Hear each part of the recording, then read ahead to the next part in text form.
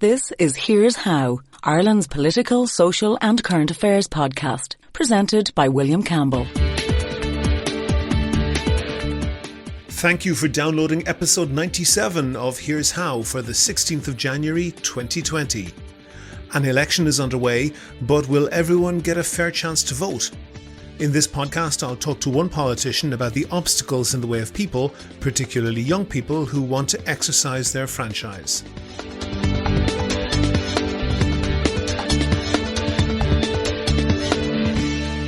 Here's How is Ireland's political, social and current affairs podcast. Make your view heard. Just dial 076 603 5060 and tell the world what you're thinking. Your voicemail may be included in the next podcast. You can find tips on recording your contribution and other ways to contact the show at here'show.ie/call.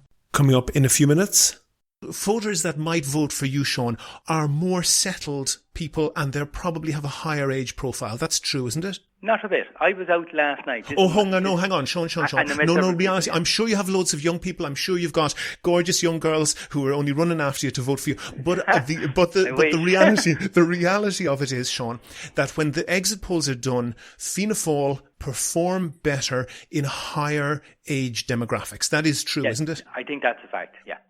That's coming up shortly, but first I want to thank all of my donors on Patreon, especially Chris Dermody, who signed up as a patron since the last podcast. I really appreciate everyone who does that. If you don't know, Patreon is a system that allows people to donate $1 or $2 per podcast or per month, and that helps me to devote more time to research and to finding interesting guests. If you think that you could do the same as Chris and the other donors, there's details on the website and at the end of the show. Nobody likes taxes. People don't like paying taxes, but also they don't like talking about or even thinking about taxes. It stresses people out. You can even see that in the support for proposals for things like flat taxes, because people think that they are much simpler, even if they pay just the same or more. Politicians know this, particularly when they make promises like this. My opponent won't rule out raising taxes, but I will, and the Congress will push me to raise taxes, and I'll say no. And they'll push, and I'll say no. And they'll push again, and I'll say, read my lips. No new taxes.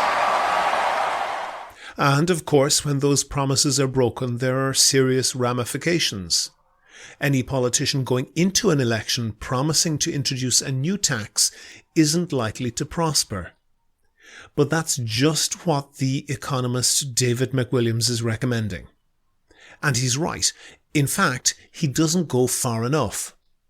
McWilliams' article on the topic is titled, "The Party That Taxes Land Hoarding Will Get My Vote."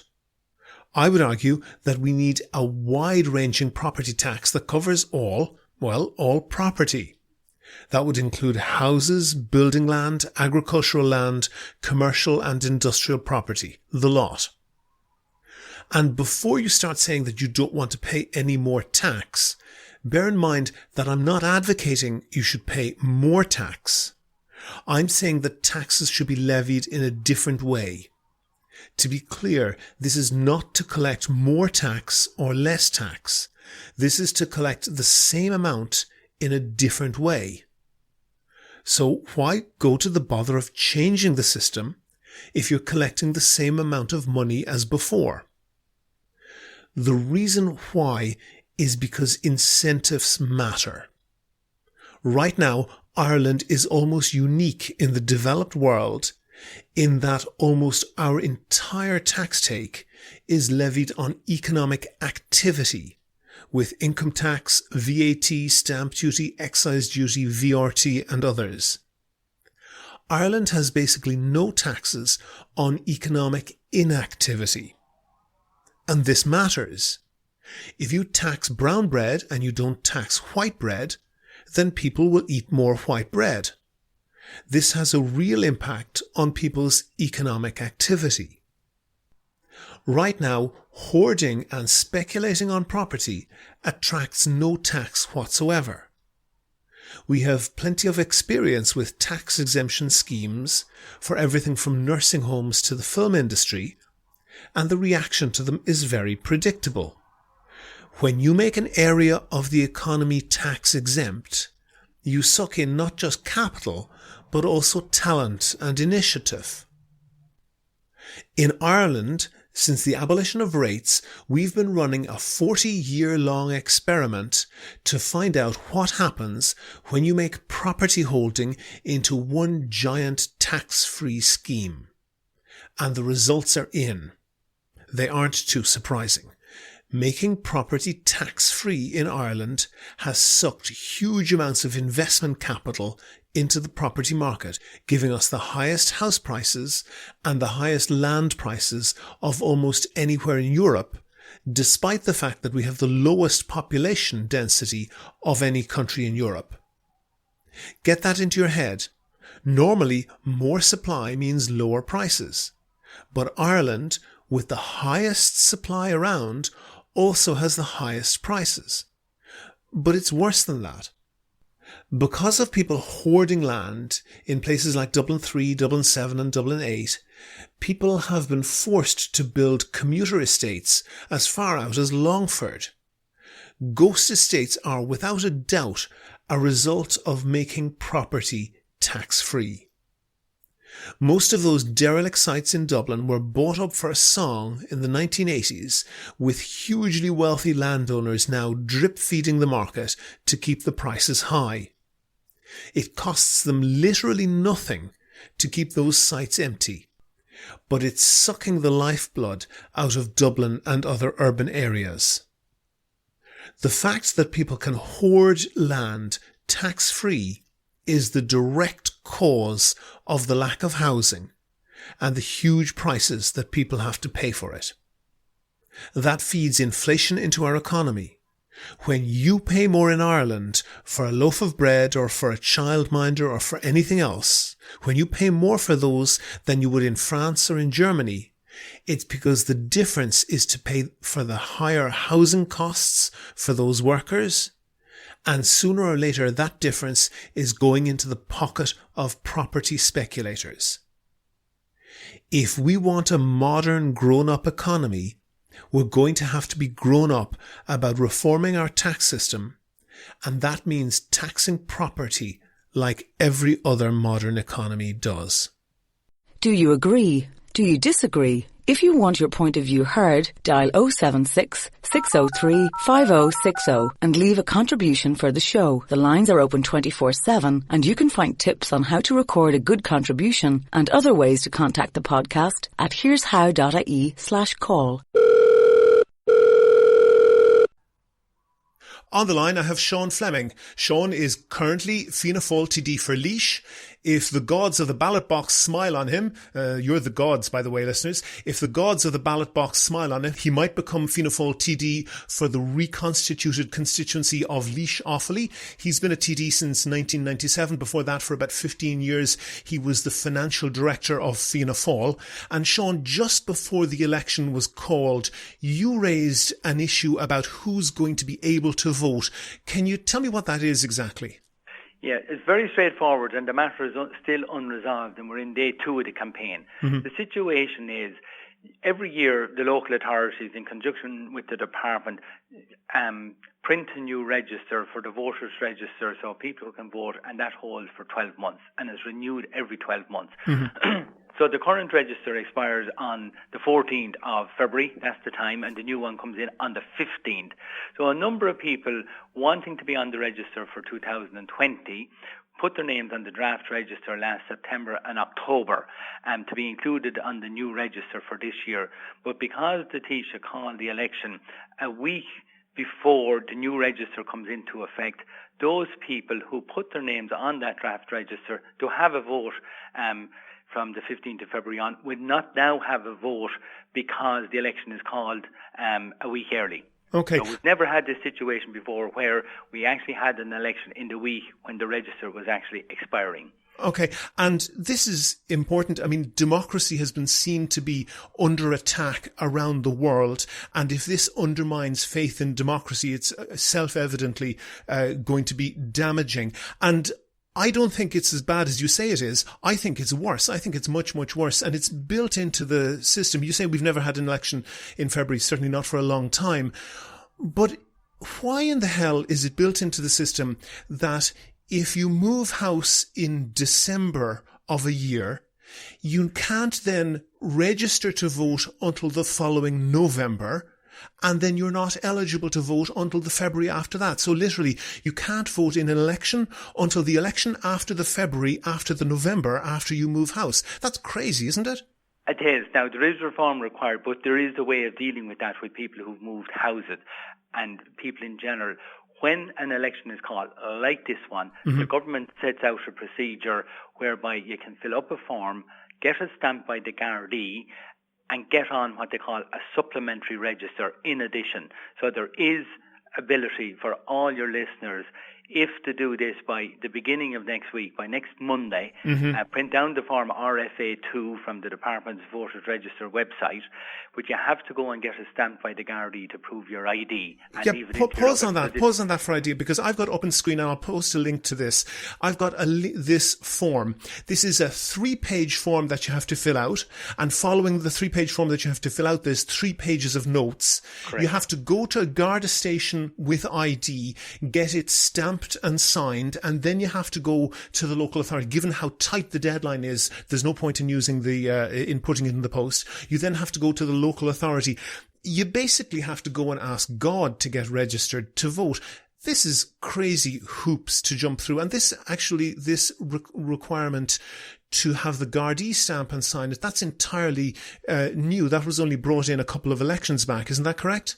It is, and I'm being upfront. The reason why that measure was brought in is because Sinn Féin brought some of the electoral practices they had in Northern Ireland down here, whereby coming up to the week before an election, they got thousands of people on the register, phony names, phony addresses, and swamped registers, and got people to get votes who shouldn't have been entitled to it.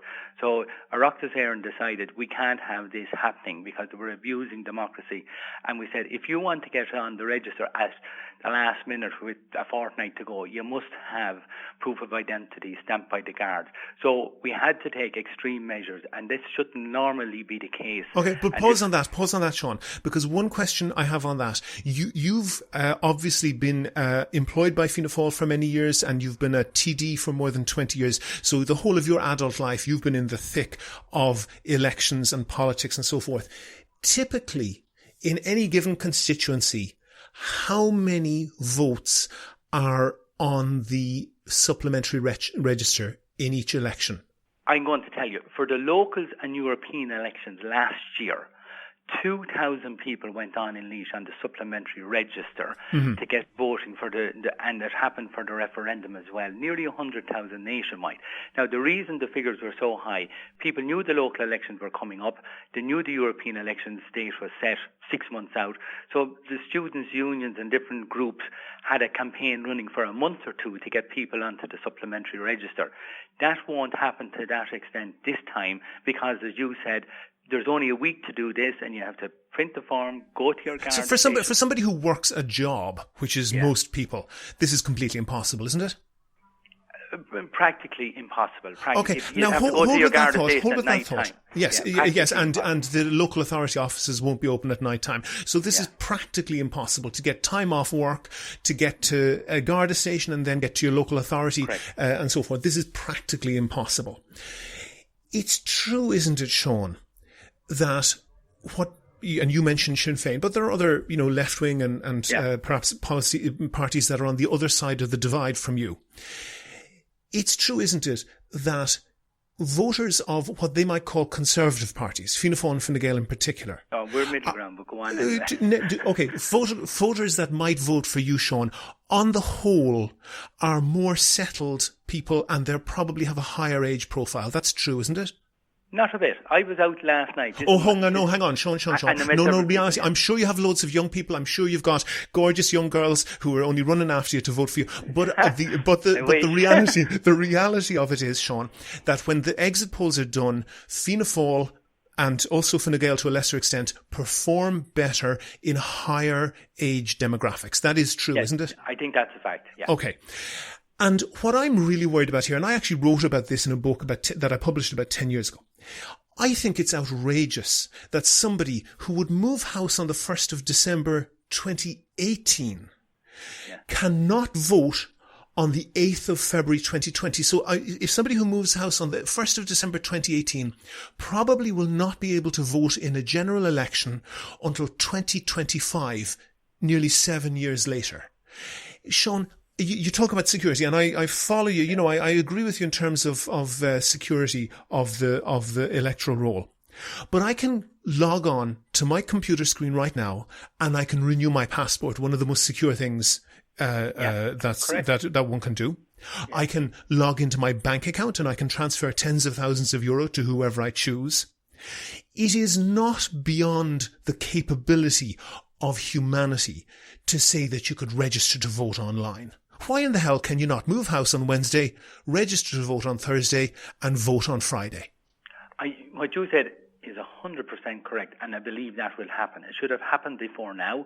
You should be able to register online, and the register should be updated on a daily basis. You can check. I did a register last night.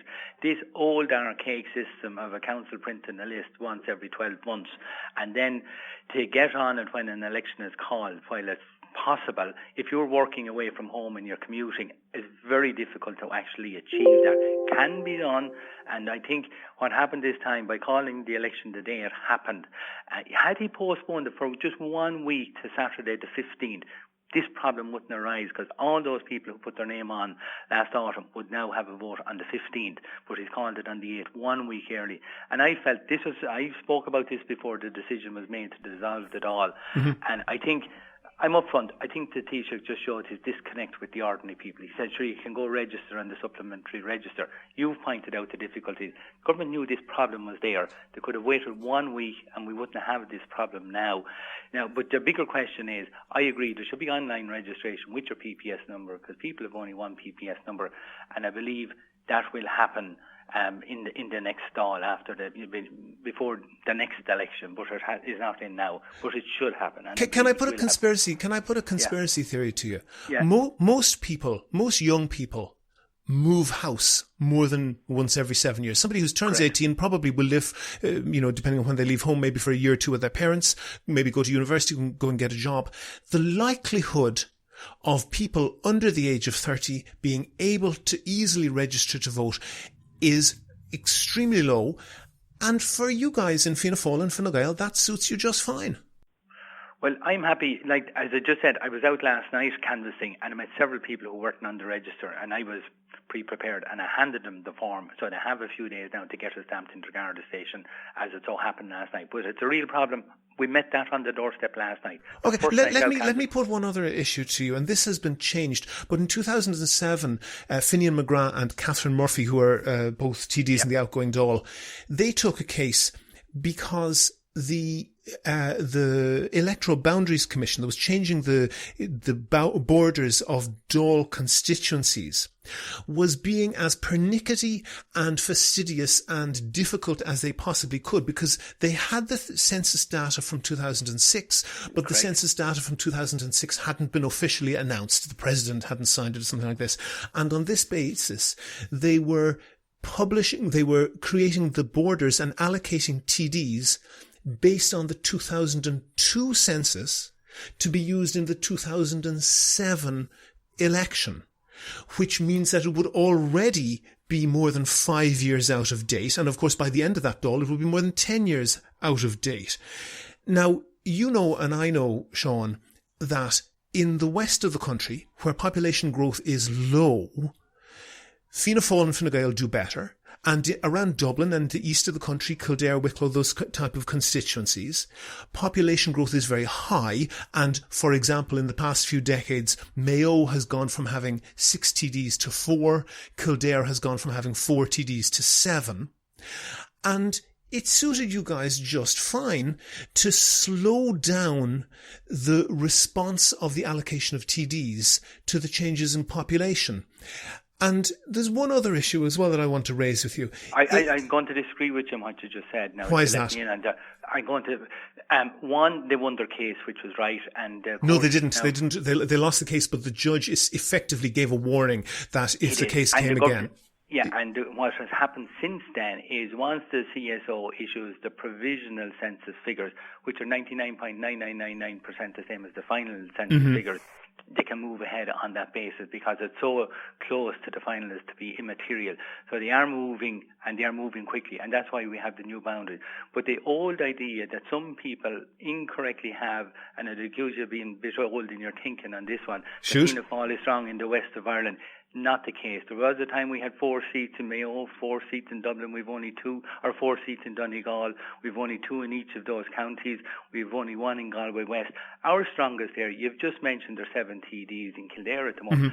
4 of them are Fianna Fáil TDs.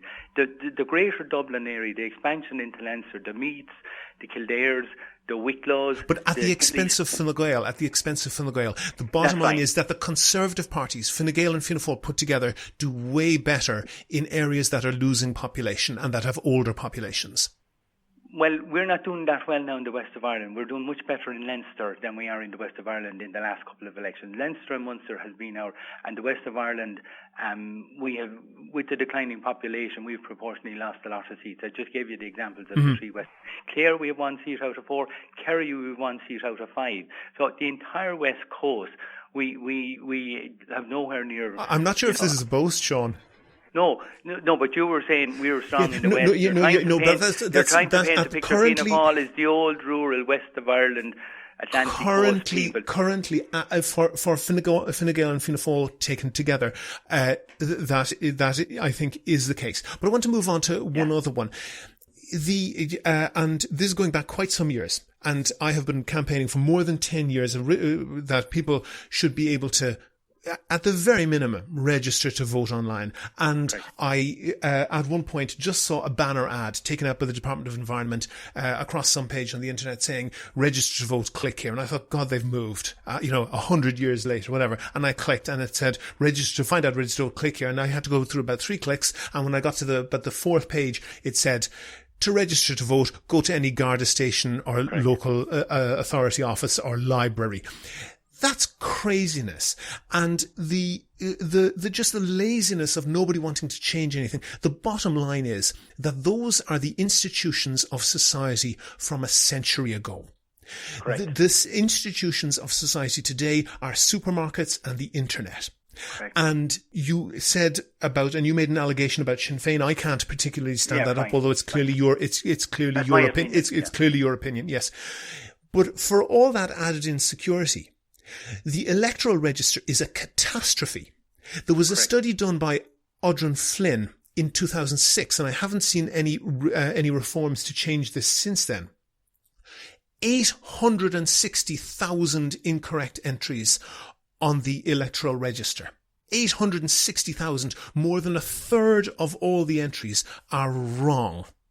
And I would put it to Sean that very few of those are entries where people are getting added when they shouldn't be. I would put it to you that the system is so lethargic that people don't get off the electoral register when they should, that there's a lot of graveyard votes in there, that there's a lot of people move house and they stay registered at the old address. But in the aggregate, that enormously disadvantages younger voters. That's true, isn't it? Yeah, just say to agree with you on what you're saying there. I met in the last election a house, and they were obviously very into politics, and they'd moved 5 times. And they actually had 5 votes in 5 different addresses, which is proven what you said. Also, younger people are not getting on. I agree there should be online voting with the PPS number, and your just vote moves. So hold up, Sean. Online voting or online registering? Sorry, I'm coming to the online registering. Now, I'm going to say this, and I know I'm in a minority. When we were in government a number of years ago, we brought in the electronic voting. Yeah, that was great, wasn't it? Yeah, we got a roasting on it. Seán Fleming, I might be in the minority one. I think we should have electronic voting. I think if the people vote in the general election in Ireland today, we should know the result by midnight. There's not a remote third world country in the world that when we have an election and you can look on your Sky News, the polls close at 10 o'clock, you have the results within hours. Every European country. We're the only one that takes 3 and 4 days to count the votes in an election. I would agree personally, I'm not saying for Fianna Fáil, with online registration, and I would agree with electronic voting, and we'd have the results very clear.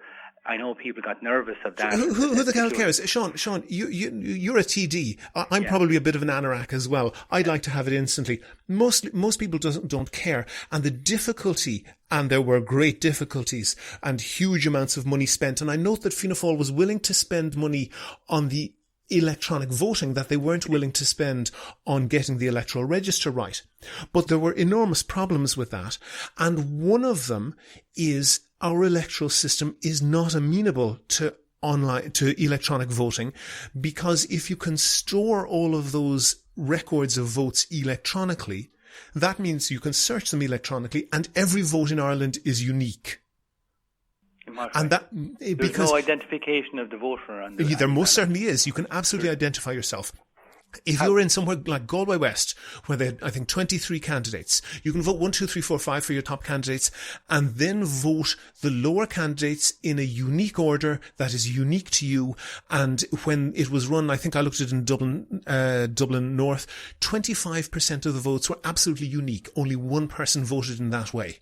And that means there is the opportunity. You're saying every other country in the world that has electronic voting, every country in Europe shouldn't have it. I don't agree with you. No country that has STV has that. And in any case, what problem are you solving? I think, well, that's the point. People didn't actually want it. They were happy to take the 3 or 4 days. Seán, answer the question. What problem are you solving?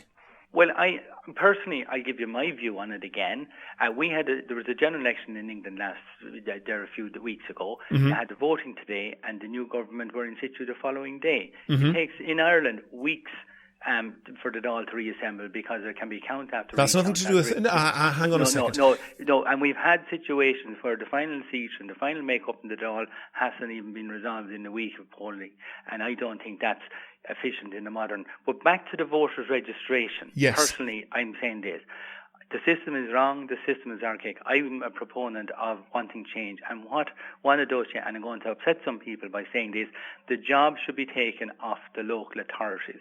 They're not capable of doing it. They don't do it, and they've no interest in doing it. They are not in touch. I have a simple view. There's only one organisation in Ireland should have the job of the voters' register, and that's the one organisation that calls to every house in the country minimum of once a week, and that's on post. They go to every house. They know the names of the people in every house, because they deliver post to every house every week during the course of the year.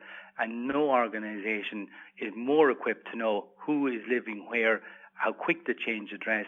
And I actually think if an post were given the job, we'd have an absolutely up-to-date register, because they have postmen and postwomen calling to doors every day. Seán, if you got the amount of misaddressed posts that I get, you might disagree. You might not agree with that. But let me suggest... That's a personal opinion. Indeed, yes. But let me suggest that perhaps you're in danger of creating one bureaucracy while taking out another. One person who I spoke to in a large company once said to me that if you want to know who's working in a company, don't bother asking the HR department, ask the payroll department, because anybody who's left off that list will let you know pretty fast. The bottom line is, Seán, that the revenue know exactly who is in the country and who's paying tax or who's paying social welfare. That's pretty much a 99% accurate list of who's going to vote. Why do we need to keep an electoral register at all? We could just print it off the week before the election, or not even print it, just have it on screen. Yeah, but the revenue don't have details of people's citizenship. Some people, an easy ad. An election in Ireland now, you have to be a full Irish citizen to have a vote in a referendum to change the constitution. People from Europe, citizens can vote in European election, but not necessarily. It's one extra piece of information for them to collect. Sorry, there's several. There are different voting rules for local elections, European elections, general elections, and presidential elections and referenda. This is not the job of revenue. I hear what you're saying. I'm saying impost, you're saying revenues. The point is, there are organisations out there in touch with every household and have details on every house, far better than the local authorities. Whichever one it is, I don't mind, but I don't think the local authorities, as you've said at the beginning, the list that they produce is 35% wrong every single year. So both of us agree the job has not been done properly by the current authorities. We certainly do. Seán Fleming, TD for Laois, perhaps the TD for Laois Offaly very soon. Thank you very much for talking to me. Thank you indeed. Bye. Make your view heard. Record your own contribution and email it to podcast@here'show.ie. You can find tips on how to record a good contribution and other ways to contact the podcast at here'show.ie/call. Go to the website for sources and references from the show. And while you're there, you can like the show on Facebook, follow the show on Twitter @Here's How Podcast, and get in touch with me if you can suggest a guest or a topic for a future show. And thanks again to Chris and all the other patrons on Patreon. They allow me to devote more time to research and finding interesting guests. And if you could do the same as them and donate $1 or $2 per podcast or per month, go to patreon.com/here'show. That link is on the website, and there you can also find out how to subscribe to the podcast for free on your computer, on your phone, or by email. All of that information is at www.here'show.ie. The next show will be uploaded next Thursday, that's the 23rd of January. I'll be talking to Professor Colin Harvey of Queen's University Belfast about Ireland's future. The Here's How podcast is produced and presented by me, William Campbell. Thank you for listening.